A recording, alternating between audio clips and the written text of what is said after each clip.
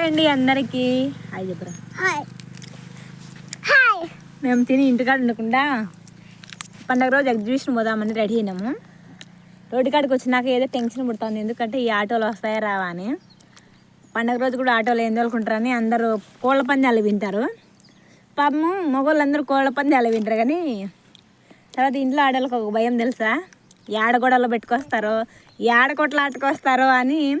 ఇంటికాడ ఆడవాళ్ళు వాళ్ళు వచ్చే వరకు తొందర పడతా టెన్షన్ పడతారు. నేను ఏం చేసాను తెలిసిన, తినకంతా డబ్బులు ఎత్తి పెట్టుకునేది, పిల్లల్ని వారానికి నెలకు ఒకసారి ఎగ్జిబిషన్ పిలిచిపోయేది. అట్లా ఎన్నిసార్లు చేసినాను, ఒక్కోసారి అనిపిస్తుంది డబ్బులంతా అనవసరంగా వేస్ట్ చేసిన, అదే డబ్బులు పెట్టింటే మంచి బట్టలు కొనుక్కోవచ్చు కదా అని. ఇంకొక ఆలోచన ఏమొస్తుందంటే, బట్టలదే ఉంది, డబ్బులు ఉంటే ఎప్పుడైనా కొనుక్కోవచ్చు. పాపం పిల్లల ఆనందం చిన్నప్పుడే కదా పొందేది. ఏ వయసులో ఊగాలో ఆ వయసులోనే ఊగుతారు, కానీ పెద్ద అయినాక మనం ఎగ్జిబిషన్ అంటే ఇంట్రెస్ట్ చూపిస్తామా, పిల్లలు అప్పుడే కదా చూపించేదని మనసుకు ఇంకొక ఆలోచన పుడుతుంది కదా.